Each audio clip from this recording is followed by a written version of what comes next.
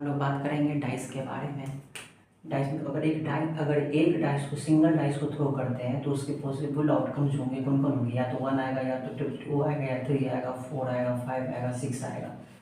नहीं, 6 possible outcomes. अगर एक डाइस हो तो कितने आउटकम्स हो जाएंगे इसके? 6। नहीं, अगर 2 डाइस एक साथ में थ्रो किया जाए, जैसे पिछले वाले क्वेश्चन में तीन तीन कॉइन एक साथ में थ्रो किया गया था, तो उसके पॉसिबल आउटकम्स कितने होंगे थे हम लोग देखे थे कैसे निकालते हैं।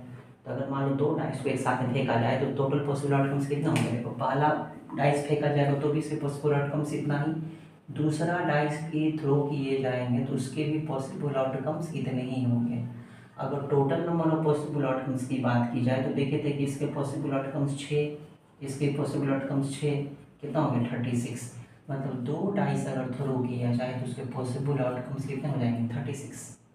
नहीं, दोनों सेम सेम है, 6 6। या फिर ये से बोल सकते हैं कि एक डाइस फेंका जाए तो 6, 2 डाइस फेंका जाए तो 6 टू दी पावर 2, 36। अगर 3 डाइस फेंके जाए सिमिलरली तो इसके पॉसिबल आउटकम 6 टू पावर 3। नहीं, अगर इसी तरह n डाइस फेंका जाए तो इसके possible outcome 6 to the power n। नहीं, total possible outcomes when n dice are thrown simultaneously. अगर n डाइस को एक साथ में फेंका जाता है तो उसके पॉसिबल आउटकम्स कितने हो जाएंगे? 6 टू दी पावर n। नहीं, तो देखो हमेशा क्वेश्चन 2 डाइस से ही पूछा जाता है कि 2 डाइस को साथ में थ्रो करने पर उसके डिफरेंट इवेंट्स के प्रोबेबिलिटी पूछी जाएगी। 2 डाइस एक साथ में फेंका जाए तो उसके टोटल पॉसिबल आउटकम्स हमको पता चल जाए 36 होगा। अब इसमें कुछ भी पूछा जाएगा, किसी की भी इवेंट की प्रोबेबिलिटी पूछी जाएगी तो हमेशा नीचे में 36 आएगा ही, ऊपर में क्या है? ऊपर में जिसकी प्रोबेबिलिटी पूछी जाएगी वो आएगी, नीचे वाला तो फिक्स हो गया 36। और देखो पेयर कैसे बनेगा? पेयर मतलब क्या कि 2 डाइस पे एक साथ में फेंका जाएगा तो दोनों डाइस पे दिखेगा ना। पहला डाइस पे हो सकता है कि 1 हो, दूसरा डाइस पे 3 हो, इस तरह से बहुत सारा पेयर दिखेगा एक साथ में। नहीं, तो अगर इसके पॉसिबल हम ये बनाना शुरू करें, पेयर बनाना चाहें तो कैसे बनाएं? जैसे पीछे क्वेश्चन बनाए थे, 1 का इस सब के साथ पेयर, 2 का इस सब के साथ पेयर, फिर 3 का इस सब के साथ। तो इसी तरह पेयर हम बना लिखते हैं, वो लिखने आना चाहिए, वो नेसेसरी है। तो 1 का इस सब के साथ पेयर बनाते हैं। चलो बनाते हैं पेयर, तो क्या आएगा? 1 1। पहले इस 1 का पेयर इसके साथ बना रहे हैं तो पहले ये वाला 1 लिख लिए, फिर इस 1 का पेयर 2 के साथ, फिर 3 के साथ, तो क्या होगा? 1 2, फिर 1 3, फिर 1 4, फिर 1 5, फिर 1 6। सिमिलरली फिर 2 के साथ इस सबका पेयर बनाएंगे तो क्या होगा? 2 1, पहले ये 2 लिख दिए हैं, फिर 2 2, फिर सिमिलरली 2 3, 2 4, 2 5, 2 6। फिर 3 के साथ सबका पेयर बनाएंगे, 3 1, फिर 3 2, 3 4, 3 5, 3 6। फिर 4 के साथ पेयर बनाएंगे, 4 1, 4 2, 4 3, 4 5, 4 6। फिर 5 के साथ पेयर बनाएंगे तो 5 1, इस 5 के साथ सबका पेयर बनाएंगे, 5 1, 5 2, 5 3, 5 4, 5 5, 5 6। यहाँ 5 5 आएगा, इस तरफ 5 2 5। फिर 6 के साथ सबका पेयर बनाएंगे तो क्या होगा? 6 1, फिर आगे 6 2, 6 3, 6 4, 6 5, 6 6। देखो इस तरह से टोटल 36 आउटकम्स निकले। टोटल 36 पॉसिबल आउटकम्स हो सकता है। तो देखो इतने इस 2 डाइस को एक साथ में फेंका जाए तो 36 इवेंट हो गए। तो इसमें से किसी की भी प्रोबेबिलिटी पूछी जा सकती है। अब जिसको पेयर यहाँ नहीं बनाने समझ में आ रहा तो ऐसे भी कर सकते हो। ऐसे मान लो कि तो इसको अलग अलग कर देते हैं।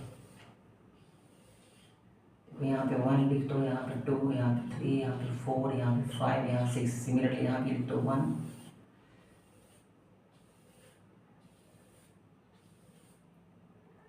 2 3 4 5 6। ठीक है, देखो तो इसमें पेयर के समय 1 2 3 4 5 6 यहाँ पे लिखते हैं, 1 2 3 4 5 6 यहाँ पे लिखते हैं, पेयर बनाते हैं 1 1। यहाँ देखो 1 2 1 3, यहाँ लिखते हैं 1 4 1 5 1 6। इसी तरह यहाँ पे 3 1 3 1 3 2, तो इसमें 3 2, इसमें देखो क्या दिखेगा? 3 3, फिर 3 4। तो पहले ये लिख रहे हैं तो हर में पहले यही लिखेंगे, ऐसा नहीं पहले किसी में ये पहले किसी में ये। 3 4, फिर नेक्स्ट में 3 5, ऐसा नहीं 5 3, 3 6। इस तरह से डिफरेंट इवेंट्स बनते जाएंगे। अब इसमें किसी की भी प्रोबेबिलिटी पूछी जाएगी, हमेशा नीचे में 36 ही आएगा। जैसे मान लो कि पूछा जाए कि प्रोबेबिलिटी बताओ कि दो डाइस एक साथ में थ्रो किया गया, दोनों डाइस पे सेम डिजिट आए, इसकी क्या प्रोबेबिलिटी है। तो बोलेंगे कि दो डाइस पे सेम आ रहे, इसको इवेंट बोलते हैं। ये एक्सपेरिमेंट हो गया दो डाइस को फेंकना, और दोनों डाइस पे सेम डिजिट आ, ये क्या है, इवेंट है। तो यहाँ पे हमारा इवेंट क्या है, E getting same digit on the both dice, इसी की प्रोबेबिलिटी पूछा जा रहा है। इवेंट यहाँ पे ये है कि दोनों डाइस पे सेम डिजिट आए, इसी इवेंट की प्रोबेबिलिटी निकालना है। यहाँ पे प्रोबेबिलिटी पी लिखना, लिख देंगे डायरेक्ट। ई मतलब क्या है, ये वाला लाइन नहीं लिखना पड़ेगा इतना लंबा, प्रोबेबिलिटी ऑफ ई। तो नीचे में तो फिक्स है कि नीचे 36 आएगा। अब ऊपर में बस एक ही चीज़ सीखना है कि ऊपर में क्या लिखे। तो ऊपर में किसकी प्रोबेबिलिटी पूछी जा रही है, सेम डिजिट आए दोनों डाइस पे, दोनों डाइस पे सेम डिजिट आए। तो यहाँ पे देखो दोनों डाइस पे सेम डिजिट आने की संख्या कितनी है। देखो दोनों डाइस पे सेम डिजिट 1 1, यहाँ देखो 2 2, यहाँ देखोगे तो 3 3 लिखा होगा, पूरा कंप्लीट करोगे तो यहाँ देखोगे तो 4 4 लिखा होगा। देखो 1 1 1 2 2 3 3 4 4 5 5 6 6, दोनों डाइस पे सेम डिजिट आएगा। उसकी संख्या कितनी है, 1 2 3 4 5 6, 6 बाई 36 डिवाइड कर दो 1/6, प्रोबेबिलिटी कितनी होगी 1/6। तो दो डाइस के केस में हम इसे कैसे भी घुमा घुमा के क्वेश्चन पूछेगा प्रोबेबिलिटी निकालने के लिए, लेकिन हमेशा नीचे में 36 रहना। बस देखो सोचना बस ऊपर वाले के बारे में, जो हमारा इवेंट होगा बस उसके बारे में सोचना है कि वो कितनी बार आई है, हमारे एक्सपेरिमेंट में कितनी बार आ सकती है। बाकी नीचे वाला तो फिक्स ही है। ये हो गया दो डाइस के बारे में। ये भी याद रखोगे कि 3 डाइस एक साथ फेंका जाए तो इसके पॉसिबल आउटकम 6⁻3, n डाइस साथ फेंका जाए तो पॉसिबल आउटकम 6⁻n। अब हम लोग डाइस कंप्लीट हो गया, तो दो डाइस के साथ फेंका जाएगा। तो अब आते हैं हम लोग प्लेइंग कार्ड्स पे, ठीक है। देखो प्लेइंग कार्ड्स टोटल इसमें 52 प्लेइंग कार्ड्स होते हैं।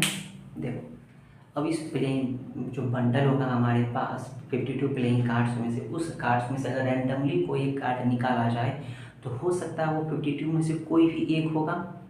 देखो यहाँ से तुमको टोटल पॉसिबल आउटकम्स पता चल गया कि अगर कोई भी एक कार्ड रैंडमली 52 प्लेइंग कार्ड्स में से निकाला जाए तो 52 में से कोई भी एक हो सकती है। नहीं तो टोटल पॉसिबल आउटकम 52। तो क्वेश्चन प्लेइंग कार्ड से कुछ भी पूछा जाए, किसी भी इवेंट की प्रोबेबिलिटी पूछ जाए, नीचे में 52 लिख दोगे। सोचना किसके बारे में, बस ऊपर के बारे में नहीं। अब ऊपर में जैसे पूछ दिया कि एक कार्ड निकाले, बताओ जैक होने की क्या प्रोबेबिलिटी है। तुमको पता करना पड़ेगा कि जैक कितना होता है इसमें। नहीं जैक काउंट करोगे, नीचे तो 52 आएगा और जैक देखो कि कितना है, थोड़ा काउंट कर लोगे, लिख दोगे। अब तुमको 52 प्लेइंग कार्ड्स है तो प्लेइंग कार्ड्स में इसमें लिखा तो नहीं रहेगा जैक कितना है क्वेश्चन में। तुमको पता होना चाहिए कि प्लेइंग कार्ड्स जो होते हैं उसमें कार्ड का डिस्ट्रीब्यूशन कैसा कैसा होता है, क्या क्या होता है। तो यहाँ 52 प्लेइंग कार्ड्स का डिस्ट्रीब्यूशन बता रहे, उसी से डायरेक्ट क्वेश्चन आती है। 4 टाइप के प्लेइंग कार्ड्स होते हैं। एक हार्ट होता है, एक डायमंड होता है, एक स्पेड होता है और एक क्लब होते हैं। Heart, diamond, spade, club. Heart सबका पिक्चर बना होता है। हार्ट और डायमंड दोनों रेड कलर के होते हैं। स्पेड और क्लब ब्लैक कलर के होते हैं। कलर भी याद रखना होगा, याद होगा। हार्ट सबका कैसा होता है, डायमंड। तो हार्ट और डायमंड दोनों रेड। हार्ट रेड कलर का, हार्ट में ब्लड जाती से याद रहती है, रेड कलर के होते हैं हार्ट। सबका दिल किसके जैसा, हीरे जैसा है, तो इसे याद रहेगा कि हार्ट और डायमंड रेड कलर के होते हैं और स्पेड और क्लब ब्लैक कलर के होते हैं। 4 सूट्स बोलते हैं इसको, कि प्लेइंग कार्ड्स के 4 सूट्स हैं ये, heart, diamond, spade, club. Total का डिस्ट्रीब्यूशन सेम होता है। हार्ट भी 13 होते हैं, डायमंड भी 13 होता है, स्पेड भी 13 होता है, क्लब भी 13 होता है। और से देखो तो ब्लैक कलर के कार्ड टोटल 26 है, रेड कलर के टोटल कार्ड 26 है, हार्ट 13 है। 13 कार्ड होंगे, उस पर हार्ट का पिक्चर बना होगा। 13 कार्ड डायमंड होगा, 13 कार्ड स्पेड, 13 कार्ड क्लब। तो इसमें 13 जैसा इसमें होता है वैसा ही इसमें भी, वैसा ही इसमें, वैसा ही इसमें। फर्क क्या चीज़ का रहेगा, इस पे हार्ट का पिक्चर बना होगा, इस पे डायमंड का, इस पे स्पेड का, इस पे क्लब का। ये भी रेड कलर का, ये भी रेड कलर का, ये ब्लैक कलर का, ये ब्लैक कलर, बस इतना अंदर इतना ही रहेगा। बाकी 13 कार्ड का जो नाम इसमें होगा वही नाम इसमें है, वही नाम इसमें है, वही नाम इसमें है। इसका मतलब बस हमको ये 13 कार्ड्स का डिस्ट्रीब्यूशन अगर समझ में आ जाता है तो बाकी 3 का पढ़ने की जरूरत नहीं है, बस उसका कलर याद रखेंगे और नाम याद रखना है। अभी तक में अगर पूछा जाए कि मान लो कि तुम्हारे पास 52 प्लेइंग कार्ड्स का एक बंडल है, अगर उसमें से एक कार्ड रैंडमली निकाली जाती है, उस कार्ड के ब्लैक होने की क्या प्रोबेबिलिटी है। कुछ नहीं देखना, सीधे देखो कि प्लेइंग कार्ड से नीचे में सीधे 52 आ जाएगा। अब ऊपर में क्या लिखते हैं, जो इवेंट है, इवेंट क्या है कि कार्ड के ब्लैक होना, getting a black card. Event क्या है, गेटिंग अ ब्लैक कार्ड। तो ब्लैक कार्ड की संख्या हम देखेंगे, नंबर्स पहले ही पढ़े थे, हाउ मैनी टाइम्स, ये याद रखो कि ब्लैक कार्ड्स की संख्या कितनी है वो देखना है। तो ब्लैक कार्ड्स की संख्या देखो कितनी है, टोटल 26 है ना, तो ऊपर में 26 नीचे 52 हो गया। अब इसी में क्वेश्चन मान लो बदल के पूछा जाए कि अगर एक कार्ड्स रैंडमली निकाला जाता है 52 प्लेइंग कार्ड्स में से, तो वो कार्ड्स रेड कलर का डायमंड है, रेड कलर का है और उस पर डायमंड का फिगर बना हो, उसकी क्या प्रोबेबिलिटी है। अब प्लेइंग कार्ड से नीचे 52 आएगा, ऊपर वाला मात्र सोचो रेड कलर, रेड कलर तो ऊपर, रेड कलर तो टोटल 26 है, लेकिन रेड कलर में डायमंड, तो रेड कलर में डायमंड कितना है, टोटल कार्ड 13, 13/52, सिंपल है। आगे बढ़ो, जैसा इसमें 13 होता है वैसा ही इसमें 13, वैसा ही इसमें, बस कलर और नाम का फर्क रहता है। अब 13 कार्ड का डिस्ट्रीब्यूशन में पहला कार्ड को ए बोलते हैं, इक्का बोलते हैं, या फिर AC इक्का बोलते हैं। आगे एक कार्ड पे 2 लिखा होता है, 3 लिखा होता है, 4 लिखा होता है, 5, 6, 7, 8, 9। एक किंग होता है, किंग का फिगर बना होता है, क्यूब होता है, और एक जैक होता है। कितना कार्ड है, 1 2 3 4 5 6 9 10 11 12,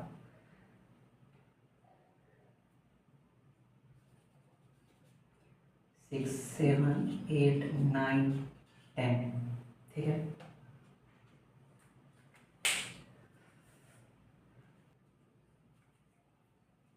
देखो लेटर, एक कार्ड पे ए लिखा रहेगा, ये लेटर कार्ड होता है, इसको लेटर कार्ड बोलते हैं। देखो ये 2 से लेके 10 तक, यहाँ तक इस पे नंबर लिखा हुआ, इसलिए इसको नंबर कार्ड कह सकते हैं।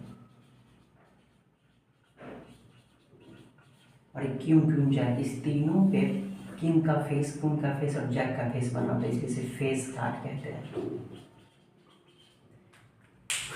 जैसे 3 फेस कार्ड यहाँ है, 3 फेस कार्ड इसमें भी होगा, लेकिन उस पर डायमंड का फिगर बना होगा, रेड कलर का होगा। 3 फेस कार्ड यहाँ भी होगा, स्पेड का फिगर बना होगा, ब्लैक कलर का होगा। 3 फेस कार्ड यहाँ भी होगा, वो क्लब का फिगर बना होगा और ब्लैक कलर का होगा। किस पे कैसा फिगर बना, तो फिगर से नहीं मतलब है, बस नाम से याद रखो। लेटर कार्ड एक इसमें है, एक इसमें, एक इसमें, एक इसमें, टोटल लेटर कार्ड की संख्या देखी जाए तो 4 है। नंबर कार्ड कितना हो गया, 9 नंबर कार्ड टोटल कितने हैं, 9 है। 9 नंबर कार्ड इसमें, 9 नंबर कार्ड इसमें, 9 नंबर कार्ड इसमें, 9 नंबर कार्ड इसमें, मतलब टोटल 36 है। एक कार्ड में 9 तो टोटल कार्ड में 36। अगर नंबर कार्ड रेड कलर का देखे तो रेड कलर का 9 कार्ड इसमें, 9 कार्ड इसमें, लेकिन ब्लैक कलर का नंबर कार्ड देखे तो 9 ब्लैक कलर का कार्ड इसमें, 9 ब्लैक कलर का कार्ड इसमें। देखो जिसमें किसी की भी प्रोबेबिलिटी पूछी जाए, कोई भी इवेंट हो, कोई भी इवेंट हो उसकी प्रोबेबिलिटी पूछी जाए, नीचे में 52 लिखते हैं। अब देखो अब पूछा जाए मान लो कि लेटर कार्ड की प्रोबेबिलिटी बताओ, लेटर कार्ड की, लेटर कार्ड। अब देखो सिर्फ वो लेटर कार्ड बोल रहा, नहीं बोल रहा कि वो हर्ट का है ना डायमंड का ना स्पेड का ना क्लब, सिर्फ बोला लेटर कार्ड। तो लेटर कार्ड तो एक इसमें भी होगा, एक इसमें भी, एक इसमें भी, एक इसमें भी, तो टोटल कितना हो गया 4, 4/52, ठीक है। अब मान लो तुमसे पूछा जाए लेटर कार्ड लेकिन वो रेड कलर का हो, तो लेटर कार्ड रेड कलर का एक इसमें होगा, एक इसमें होगा, तो एक इसमें, एक इसमें, 2/52। आसान है, कोई दिक्कत नहीं, ठीक। अब देखो इसमें क्वेश्चन थोड़ा ट्विस्ट करता है, कैसे, बोला जाएगा कि 52 प्लेइंग कार्ड्स है हमारे पास, एक कार्ड उसमें रैंडमली निकाला गया और वो कार्ड किंग था, वो कार्ड किंग था, एक कार्ड रैंडमली निकाला गया, वो कार्ड किंग था।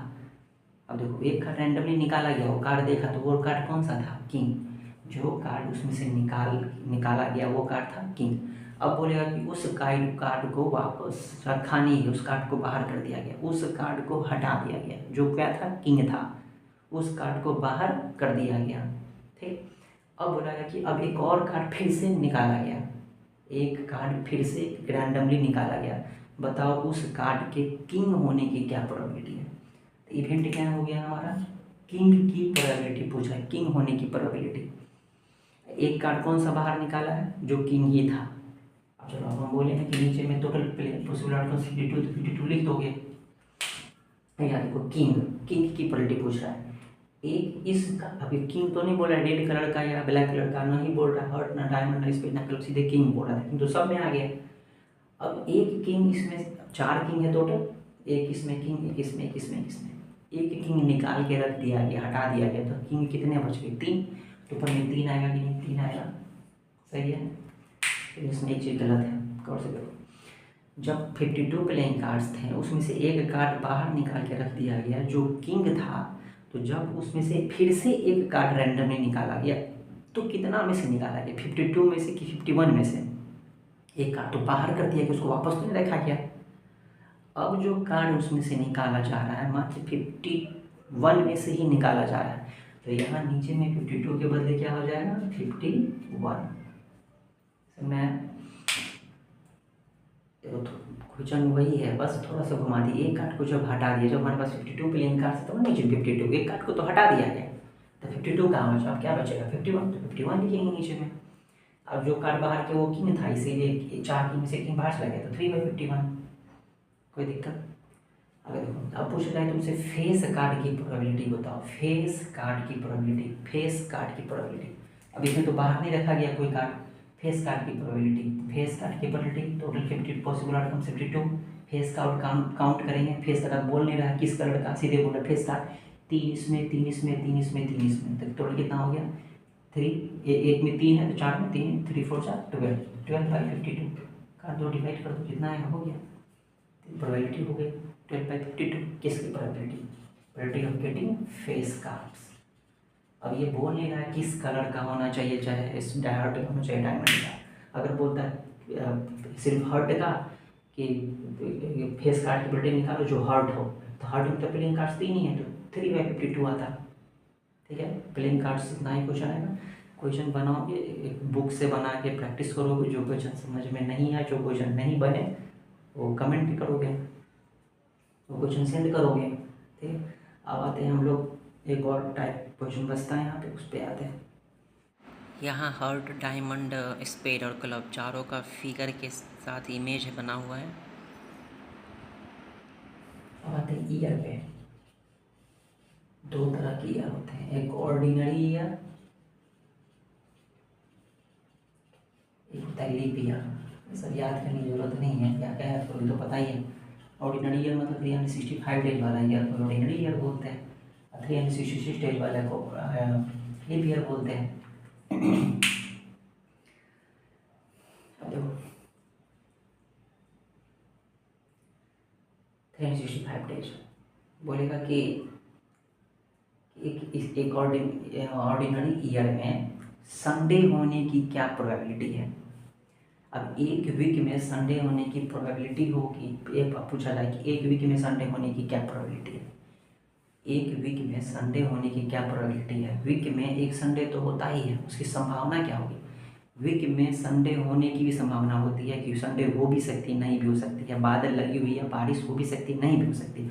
डाइस थ्रो किया जाता है, सिंगल थ्रो में भी या तो 1 आएगा, 2 3 4 पे कुछ भी आ सकती है। लेकिन एक वीक में संडे होने की क्या प्रोबेबिलिटी है, तो एक वीक में तो संडे होगा ही कि नहीं होगा, ये प्रोबेबिलिटी थोड़ी है, तो फिक्स है। लेकिन तुमसे पूछा जा रहा है इसमें कि बताओ 365 ये ऑर्डिनरी ईयर है, इसमें संडे होने की प्रोबेबिलिटी क्या है, या फिर पूछेगा मंडे होने की प्रोबेबिलिटी क्या है ऑर्डिनरी ईयर में, Tuesday Wednesday Thursday Friday Saturday होने की प्रोबेबिलिटी क्या है। संडे की पूछे, मंडे की पूछे, ट्यूसडे की पूछे, किसी की भी पूछे, उसकी ऑर्डिनरी ईयर में प्रोबेबिलिटी, तो पहले ये चेक करो। जैसे पूछे कि एक वीक में संडे होने की क्या प्रोबेबिलिटी है, तो संडे तो होगा ही उसमें, उसकी क्या प्रोबेबिलिटी, उसकी कोई प्रोबेबिलिटी ही नहीं बनेगी। तो उसी तरह ये चेक करो कि कितना संडे है जो फिक्स है कि वो होगी ही, मतलब याद हो। पहले तो ये बताओ 365 में कितना वीक होता है 365 में, क्योंकि जितना वीक होगा उतना संडे फिक्स है।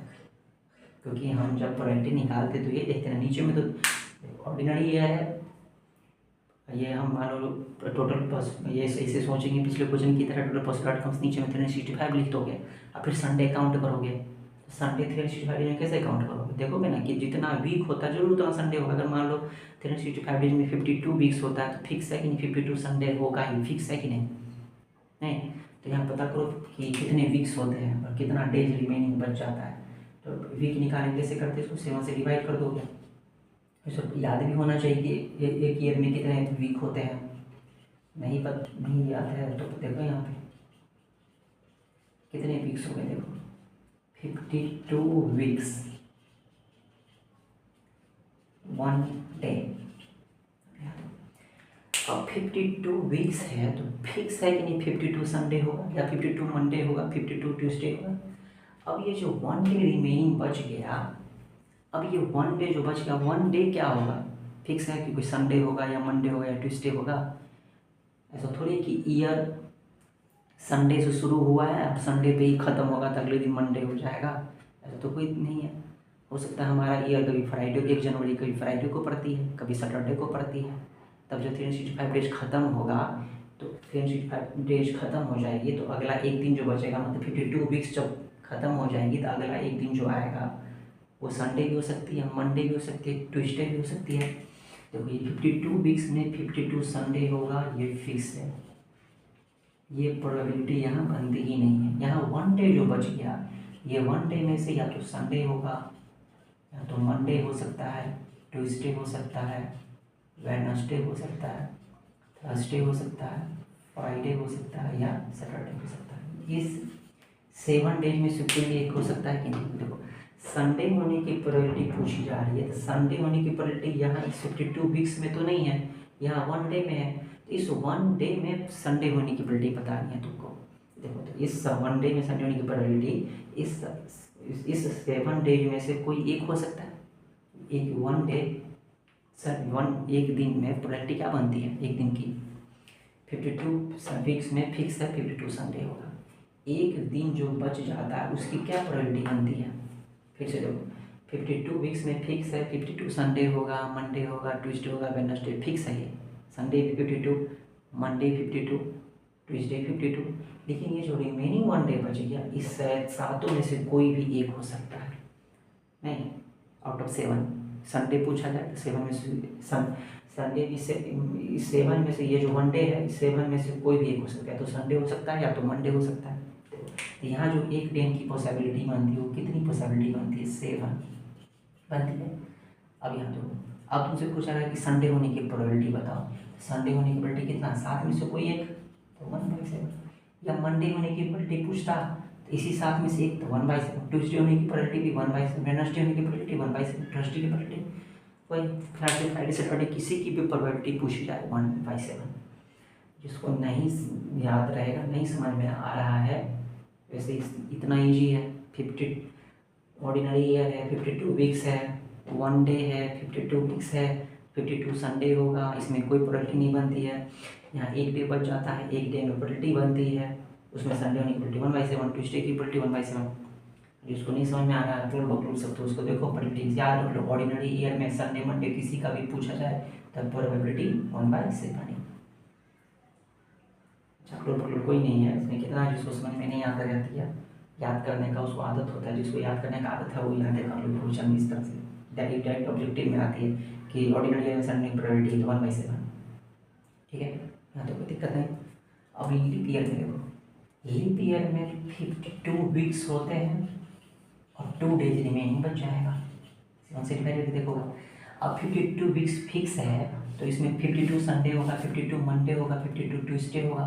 लेकिन ये 2 दिन बच गए, 2 दिन 2 दिन जो बच गया, तो मान लो कि 52 वीक्स ख़त्म हो गया फ्राइडे पे, तो अगला 2 दिन क्या होगा? सैटरडे और संडे।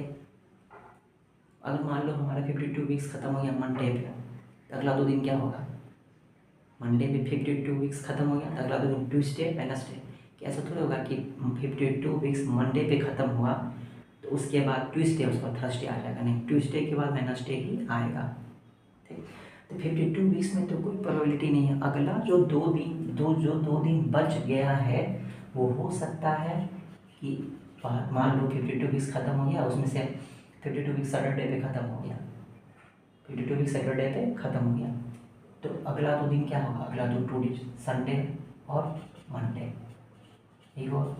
या नहीं तो अगर कहीं मान लो संडे पे ख़त्म हुआ होगा तो अगला 2 दिन होगा मंडे या ट्यूसडे, या फिर मान लो मंडे पे ही ख़त्म हुआ होगा 52 वीक्स, अगला 2 दिन क्या आएगा? Tuesday Wednesday. फिर आगे क्या हो सकता है? वेडनेसडे थर्सडे, फिर आगे थर्सडे फ्राइडे, फिर आगे फ्राइडे सैटरडे, फिर आगे सैटरडे संडे। चेक करो। अब तुम सोचोगे कि हमारा 52 वीक्स मान लीजिए फ्राइडे को ख़त्म हुआ होगा, तो अगला दिन क्या होगा? सैटरडे संडे, तो वो भी लिखा हुआ है, आगे कोई पेयर बनेगा ही नहीं। तो अगला 2 दिन, देखो 2 दिन का पेयर जो है ना तो कंटिन्यू रहेगा, संडे रहेगा तो मंडे, मंडे रहेगा तो ट्यूसडे, ट्यूसडे रहेगा तो वेडनेसडे, फ्राइडे रहेगा तो सैटरडे।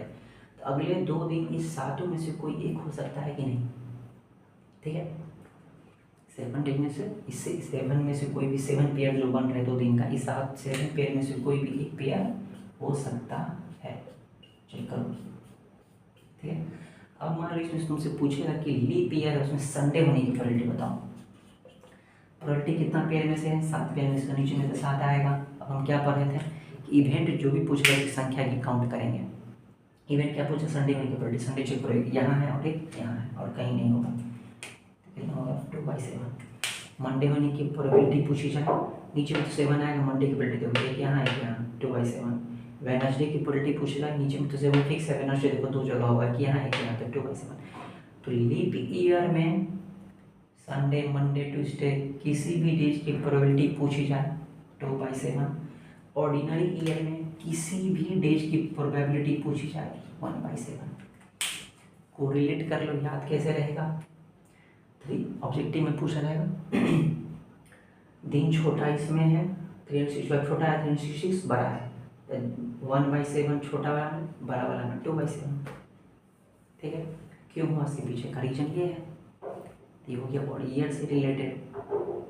इतने टाइप के क्वेश्चन आते रहेंगे, अब इस तरह से क्वेश्चन बदल बदल के आते रहेंगे, लेकिन प्रोबेबिलिटी का सेंस कभी नहीं बदलेगा। जैसे मान लो कि बोलेगा कि अब जब प्रोबेबिलिटी क्वेश्चन केस बेस्ड भी आ जाती है, जैसे इस तरह से रेक्टेंगल शेप का एक फील्ड है, उसमें इतने दूर एक गाय क्या कर रही है? घास चढ़ रही है, तो इसकी क्या प्रोबेबिलिटी है कि इतना दूर घास चढ़ेगी? तो इतना दूर वो घास चढ़ेगी गाय, तो हम क्या पॉसिबिलिटी कितना बनती है पूरे में से? टोटल पॉसिबल आउटकम्स इस पूरे का एरिया, इस पूरे जगह पे चढ़ेगी तो इसके एरिया पे ना चढ़ेगी, उसके बीच के स्पेस में उसको एरिया बोलते हैं। तो पूरे रेक्टेंगल का एरिया ऊपर में कितना, और उसकी संभावना कितना, इस कितना दूर बोल रहा है? सर्किल कितना दूर? ऊपर में सर्किल का एरिया, एरिया ऑफ सर्किल, यहाँ प्रोबेबिलिटी बनेगी area of circle by area of rectangle. इस तरह से वहाँ लेंथ ब्रेथ या सर्किल का रेडियस सब दिया रहेगा, तो प्रोबेबिलिटी का सेंस कभी नहीं बदलेगा।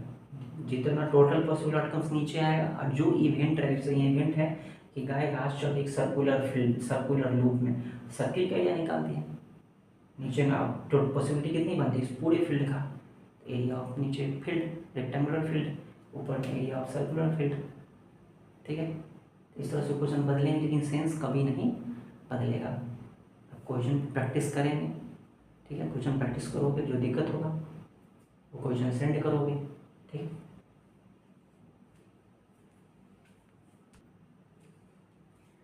कुछ इंपॉर्टेंट क्वेश्चन प्रोबेबिलिटी से रिलेटेड हम यहाँ भी कराएंगे, जो अगर इंपॉर्टेंट क्वेश्चन रहेंगे, बाकी बुक का क्वेश्चन तुम लोग खुद बनोगे, ठीक है, उससे प्रैक्टिस करोगे।